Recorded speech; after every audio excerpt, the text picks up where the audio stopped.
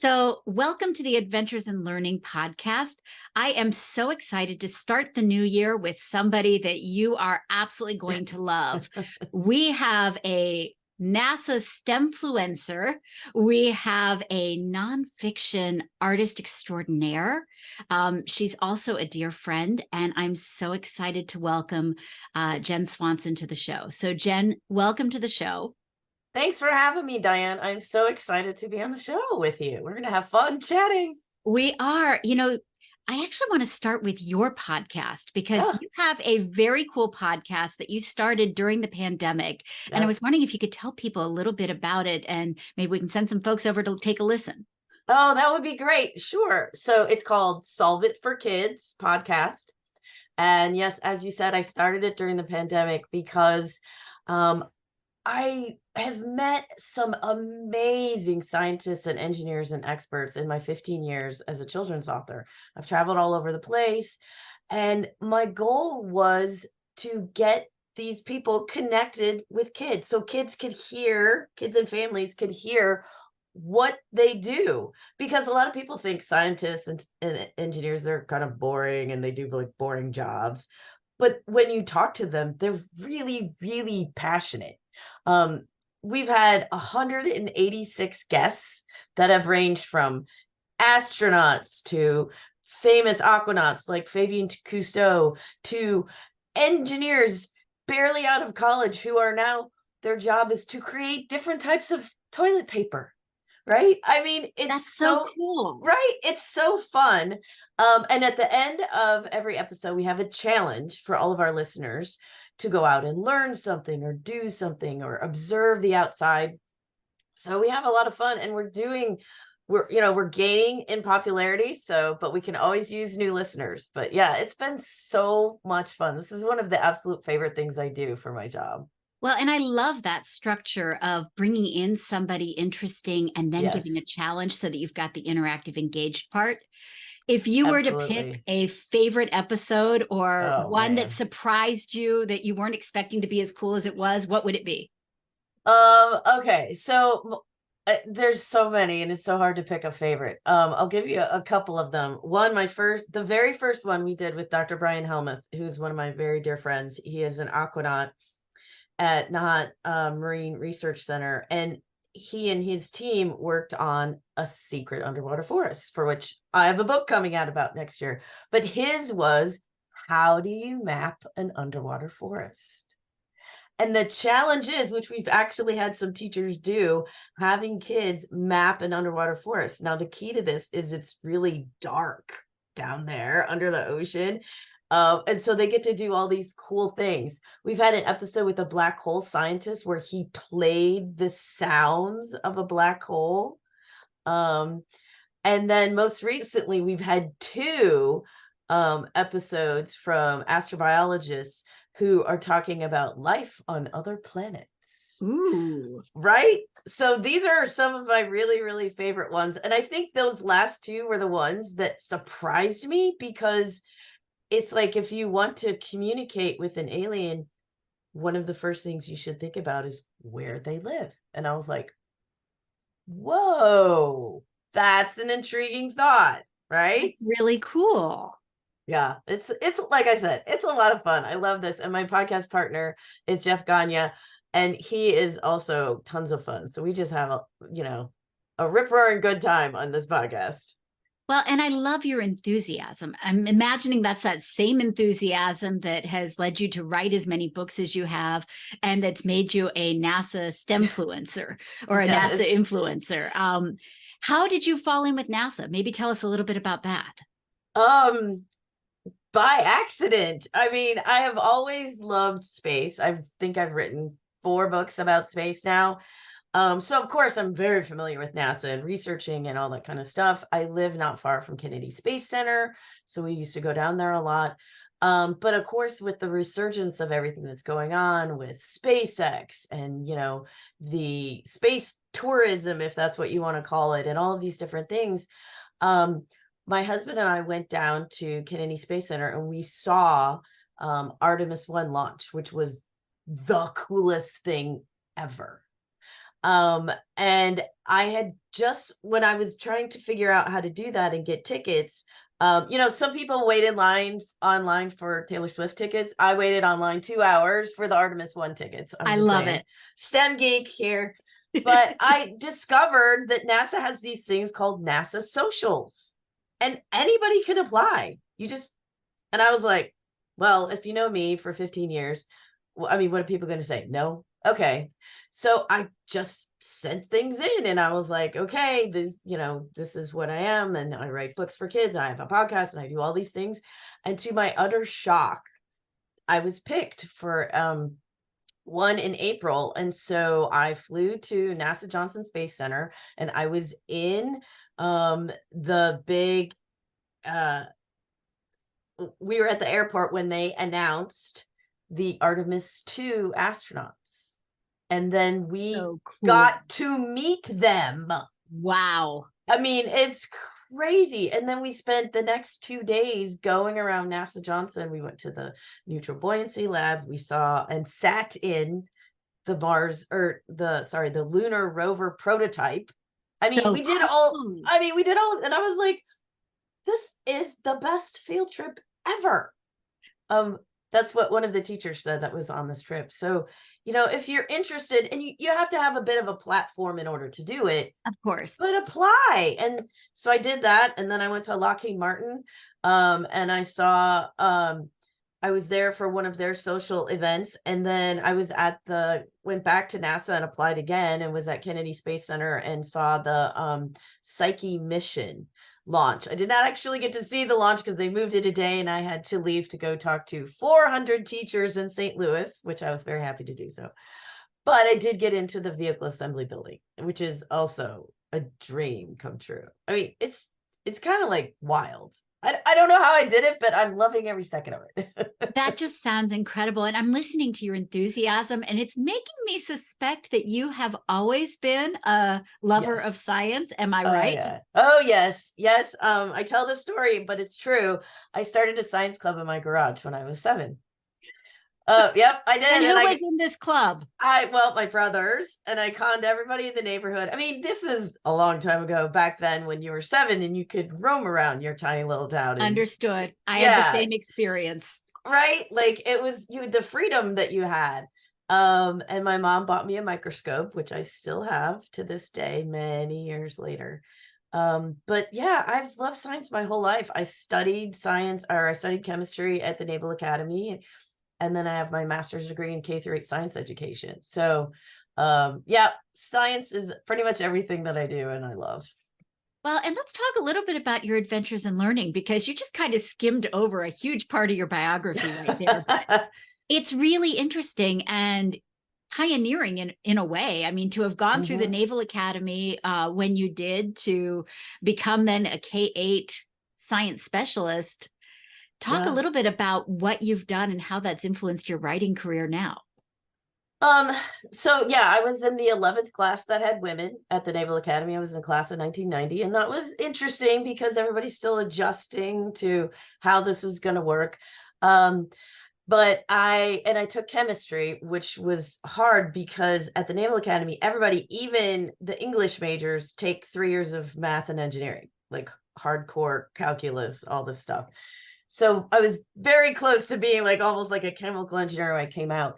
And it was tough, but it was really funny because when I was there, I made a really good connection with one of my professors, Professor Joe Lomax. And from the academy, I actually went and taught chemistry at the Naval Academy Prep School for 18 months. But when I came back as a teacher at NAPS and met with Dr. Lomax, he told me something that kind of changed my life. He said, you are very, very good at taking big concepts that are difficult and boiling them down to small things that people can understand. And, at the time, I think I was 25, 26. I was like, oh, okay. Yeah. But later, after I got out of the Navy and we had children and I was a stay-at-home mom and I decided, hey, I think I want to write. That kind of stuck with me because I was like, well, what am I going to write? And I tried fiction picture books, which are easy. No. I was not great at that. But thankfully, one of my mentors was like, well, why don't you write science books? And it was like a light bulb. And all of a sudden, the things that you remember that your teachers say about you kind of all come together, right? And it was like, oh, this is what I'm supposed to do. Okay. So that's kind of how I started writing books. I love it. And, I wanted to talk a little bit about your process because I was fortunate enough. I took Jen's class recently with the Highlights Foundation about nonfiction writing. And one of the things you said that really stuck with me was the idea of be bold. Yes. And it seems like that's how you've lived your life in terms of you don't take no for an answer. You ask and see what happens. Yeah. So I was wondering if you could share a little bit about sort of your research process, because I think it's fascinating. And I love the way that you have found all these super cool people who are willing to work with you on a book. I was thinking about your astronaut Aquanaut book, right. But so many of your books, you've just reached out and people said yes. Well, and again, it kind of surprises me in some ways, but I think if you approach it professionally, right? You're like, I'm a professional author. I do this. So when I was writing my book about astronaut Aquanaut, I'm comparing and contrasting two completely different, amazing, extreme environments. And I decided that, yes, I could get a lot of the research online, but I was like, how cool to find real aquanauts and astronauts who have done this, been there, right? Because National Geographic Kids was not going to pay for me to go there, right? Right. Which I would have, but so I just started with, I found a website. Aquarius is the underwater research lab off the coast of Florida. It's the only one in the world at the moment. And there was this name that this professor, Dr. Brian Helmuth, that just kept coming up and coming up and coming up. And I was like, oh, wait, he works at a university. I was like, I can find his email. And so I just emailed him and I sent him an email and I was like, dear Dr. Helmuth, I'm working on a book. Are you interested? And he emailed me back right away. And then we struck up a conversation.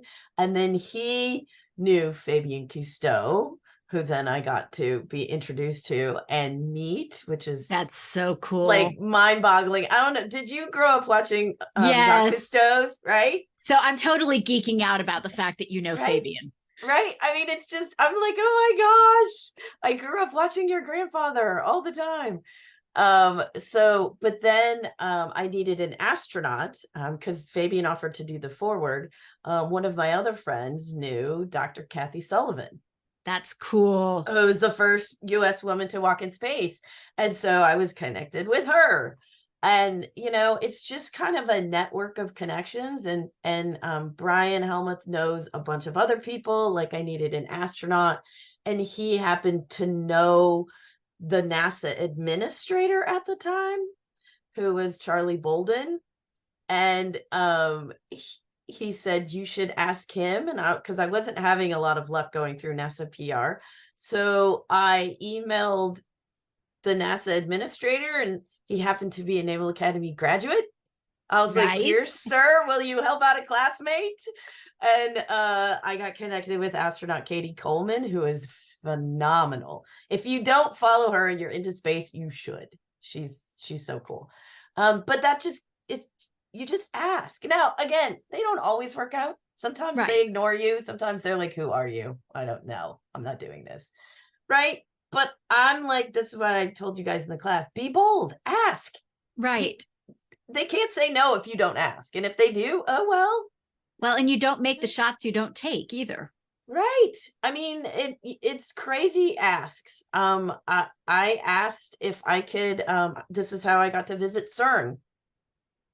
CERN is the Large Hadron Collider, and I wanted to do a book on particle physics. And I got really interested in the ALICE detector, which studies quark gluon plasma. It's like right after the Big Bang. And I knew that they were having an open house. Well, an open house at CERN is like, again, kind of like a Taylor Swift concert. There's a certain amount of tickets. So we had visited earlier in the year. And so I just emailed the PR person. I was like, hey, this is who I am. Can you just give me 2 of the, 20,000 or 10,000, whatever tickets that you have? And then my husband and I will fly over from the US. 2 weeks later, I get an email that says, we would love to have you come. Don't come during open day. Come 2 weeks later and we'll give you your own private tour. Wow. I was like, I'm sorry. I call my husband over and go, what does this email say again? That is Are so they cool. serious? So I flew over there with my son and daughter-in-law, and we got to visit, the Alice detector and go down underground. And unfortunately, that was like right before the pandemic. So the particle physics book is still in the works, but hopefully will be coming in the next year or so. That is so cool. Yeah. One of the things I'm hearing sort of as you're talking is you've got a really cool way of building connections. It's Yes. not just the idea of taking a big topic and narrowing it down to something people understand. I think you also are able to take that topic and say, okay, this connects here. And ooh, it Yes. might connect over here. So you think about connections in ways that other people don't, which is one of the reasons I love you so much. And it's one of the reasons I love the book Footprints, for example, is Yes. that's, if you don't know, that's Jen's latest book, and it's out right now, and it's absolutely amazing. But in Footprints, you really used very sparse text to build some connections to really big concepts. And I was wondering if you could talk a little bit about that book for our audience as well. So Footprints Across the Planet is a book that I wanted to write to talk to kids positively about kind of what's going on in the world, specifically climate change, but it's also some of the other big issues that we're addressing. And I was trying to figure out what is the easiest way to talk about how we as humans make an impact on the planet. And I was like, footprints. Like, everybody leaves footprints every single day, and they look different in sand and mud and all of the other places, and we have different kinds of shoes, and animals make different footprints, and then we make footprints up Mount Everest, right, and down in the ocean. We make footprints on the moon, on Mars, but we also follow in footprints of amazing people who have stood up for change, and those who are trying to follow them. It was all of these different connections that just kind of brought it in a circle. And then of course at the end, we talk about the carbon footprint, which is important, but the big question that I wanted to leave was that, what type of imprint do you want to leave on the planet? So I wanted it to be a positive thing. And one of the exercises I do with kids is I have them draw an outline of their shoe. And then inside they draw pictures of things that they love. And I'm like, that's it. That's your imprint on the planet. That's your impact.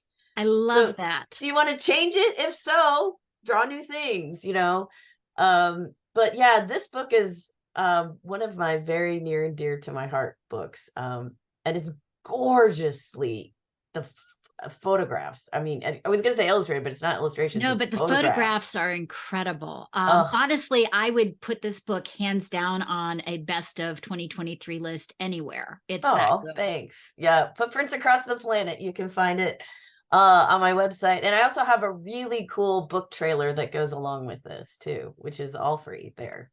So yeah, I mean, if you're a teacher or a parent who's looking for something that's going to absolutely engage your kids, this is the book for you. Well, and can I just say, my son's mother-in-law gives this book as a baby gift.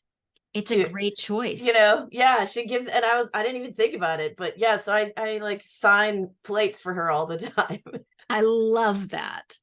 So, I said this is one of my favorite picks. What are some books that are influencing you right now, or books that you really love? Oh my gosh. So you can include your own as well. So I just did on NPR Science Friday. You can listen to me talking about my favorite STEM picks for the year. There are so many. There's so many. Let's see. I think one that comes to mind is Rajani Laraka's A Vaccine is a Memory. And I love it not just because of the cool science in it, but she's written it in such a way that she's helping us to see that vaccines are important. It's important to remember what they have done for us as well. And then I'm trying to remember the other one that I had.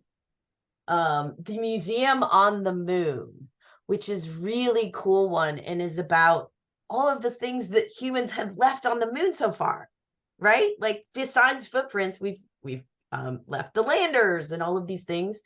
And it's done so well, and it's written in this lyrical, beautiful language. The books of mine, I always have a hard time picking, like kids are like, what's your favorite? I'm like, oh. That's like asking who's your favorite child. Right. See, you get it. Yeah. People do. I'm like, so, I mean, a couple of the ones that I've already mentioned, Footprints, Across the Planet, Astronaut, Aquanaut. Probably one of my all-time favorites is the very first one I ever did, which is Brain Games from National Geographic Kids. And it was based on the TV show Brain Games. That was the very first time that I wrote a trade book, and I had to I had to watch the TV show and turn it into a book. That's really cool and challenging. I was going to say, it was not easy to do. But the crazy thing is I've heard a lot of, I've met so many neurologists in real life who give this to their adult patients because it breaks down what your brain does. And then it has you do a lot of activities to check on how your brain is. That's cool. So yeah. And then one of my other ones is a book called Save the Crash Test Dummies. I love that one. Which is a history of car safety engineering, which everyone's like, oh, I'm not going to read a book about that. But it's kind of told through the eyes of a crash test dummy, which is really, really fun. And the cool thing is I actually got to present that book at the National Books Festival at the Library of Congress back in 2019, which was really, really fun. That is really cool. So if you were a teacher and you're wondering, why should we use nonfiction? What would you tell them? Because it's cool. I mean, first of all, you have a lot of kids in there that love nonfiction, whether you realize it or not. There's going to be the kids that love nonfiction. There's the kids that love fiction. And there's a couple different kinds of nonfiction too, because a lot of teachers go right to the narrative nonfiction, which is good because they have stories. But then there's the fact kids. And that was me, right? That is the fact kids. And they are just hungry for facts. It's like, think of it, the adults that play Jeopardy. They were once kids, right? Yep. And so those expository nonfiction books are amazing. And when I talk to teachers, books, even STEM books, can be used in all kinds of classrooms. Don't just think science. Exactly. There's a lot of different ways you could break down a STEM book in an ELA class. Like, why did they write about this topic? Why did they choose this information to go in this book? When, like, challenge your students to find information about this topic that's not in the book, and then be like, oh, I like that. Why didn't they put that in there? There's so many ways you can use books, STEM books in the classroom. Well, and I like the idea of not teaching in a silo too, because I think all too often we put STEM sort of off on its own. It's the afterthought, and it really should be centered in the curriculum, because you can do so many things with it. And as you said, you can build in the reading and the writing, and kids are interested in it. Whether it's the STEM that's astronaut, aquanaut, or whether it's the STEM that's animals or climate change or the world around us or crash test dummies. Yes. All of that is important to understanding the world in which we live and how to move forward. I mean, I taught preschool for years. Yes. And yes, I loved my picture books because the kids loved them, but they really loved it when I read nonfiction to them, and we could explore those pictures, and I would leave those books out in our centers, and I would see 2 and 3 heads bent over them, turning the pages and going, oh, look at the brain, and things like that. They loved it. And those were the kids who were going to go start those science clubs too. Exactly. Well, I mean, I did a school visit yesterday, and I had to talk to pre-K, K, and 1.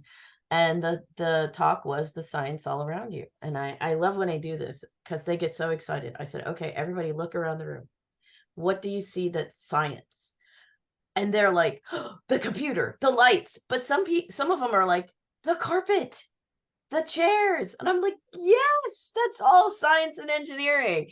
And you can just see their little eyes light up, So it's so fun getting people to realize, people of all ages to realize that science is all around you, is something that is one of my missions. I love that. And, you know, it ties in across the board. I had Holden Thorpe of Science Magazine on the Mhm. podcast earlier in the year, and he said the exact same thing. Yeah. He's like, we really need to focus on K-12 schools and making science fun and relevant from the very beginning. And I think that's exactly what you're trying to do, and certainly what I'm trying to do as well. And I think there are a lot of teachers out there who would like to do it and just need the tools to feel confident in Yes. what they're doing. Exactly. Yeah, it's difficult to do science in the curriculum that they have these days. A lot of the schools, they're so structured that science is maybe once a week, if you're lucky, twice a week. But there are those amazing teachers who sneak it in all of, different places too. It's usually if they're comfortable with it too. Because there could be a level of, you know, you're not sure about things. And so what I would like to say to all those teachers is, no one knows the right answer with science, right? Like, you can be wrong. You cannot know. That's okay. Share that with your students. Be like, let's look this up together. Right? Exactly. Yeah. And I think that's huge. You have to be willing to be vulnerable with them. And Yes. they respect that because you're also modeling how do we think critically and how do we look at Yes. the information to be able to figure out in a cacophony of stuff what's factual and what's not. And be Exactly. flexible because, as you said, things change. That's the beauty of science is we are evolving as we learn more. And we have to be willing to say, you know what? I was wrong. Let's move Yes. forward. And that happens all the time. I mean, if you listen to the podcast, we've had so many scientists and engineers be like, well, we were sure this is what was going to happen. And nope, that's not what happened. We learned something different. And then they go off on a different tangent, which is fine. This is what I mean, science and engineering is. that's the beauty of being able to learn and being a flexible human being. Yes, exactly. So Exactly. what's coming up for you in the new year? So I have 2 books out next year. I'm really excited about the first one. It's with Dr. Brian Helmuth and the team at Nahant Marine Research Center, and it's called The Lost Forest, an unexpected discovery beneath the waves. And it's all about this ancient 60,000-year-old forest that was uncovered by a hurricane a few years ago. And it's cypress. So cypress trees, which is unusual. And some of them are still standing. They're like 5 feet tall or whatever. So that book is coming out next year. And that's with Millbrook Press. And the cool thing is they put a lot of little QR codes with actual video that the scientists took, so Oh, kids can see cool. that. All you have to do is click on the That's QR neat. code. Yeah, and then the other one is Up Periscope, and it is with Little Brown. And that book is about the hidden figure of the Navy, Ray Montague, who I was honored to be able to speak with before she passed away. And she is the first person, not just the first African-American female, the first person to design a computer system for creating a blueprint for aircraft carrier. Well, not just aircraft carriers, I should say ships. So it's all about shipbuilding. But she was the first one to design this computer program for shipbuilding. Oh, wow. And it's an incredible story. And she was an incredible woman. And the illustrator of that is Victoria Jameson, and she did a fabulous job. I just proofed the illustrations. Whoa, That's just exciting. gorgeous. And then in 2025, I am co-authoring the next Atlas Obscura book, Very which cool. I'm so excited about. That one's going to be coming out. I think it's called Atlas Obscura, The Kid's Guide to Inventing the World. Ooh, so what kind of Yeah. topics are going to be in this Atlas Obscura? Oh, so it's all, I mean, so if you're familiar with Atlas Obscura, it is an adult company, kind of travel company. So basically we're doing snippets of places you could visit around the world to see all of these incredible inventions. And I'm co-authoring it with one of the Atlas Obscura founders, Dylan Thuris. And it's just so cool. It's so much fun. So it combines 2 of my loves, travel and inventions in STEM, right? Like, That is the dream. it is, right? Yes. So do you get to travel to check out these places as you're going? I pretty much do. Yes, wherever I go, whatever travel even my husband and I do, or our family does on our own, we always do science things. For example, we were in Edinburgh last week, and we went to the coolest science museum I've been to in a long time, called Dynamic Earth. And it was all about plate tectonics and volcanoes. Ooh. And how Edinburgh was formed, but it was all interactive. It's like videos and then touching things, and they take you on a time machine. Oh, that's cool. I was like, this is amazing. So yes, we did visit the castle and do all the history things too, but we also went to the science museums. I can never resist a good science museum. I like those things. Exactly. So last question for today. What brings you hope for the future? Kids. I mean, right now it's tough. I mean, it's tough for everybody. There's, businesses are tough and all this kind of stuff. And, I will admit, in publishing, the world goes up and down. And, it's literally, I've said before, like being on a Chutes and Ladders game, But yesterday, my school visit, where I talked to over 800 kids, and they were so excited and they were so curious, and they had so many great suggestions. We were talking about one of my other books, Beastly Bionics, and about how we might create something bionic based on an animal to help the world. And the ideas that they came up with, they give me hope. That's awesome. And so, Jen Swanson, if people would like to follow your podcast and follow your books and follow your NASA influencing, where do they go? So my main website is jenniferswansonbooks.com.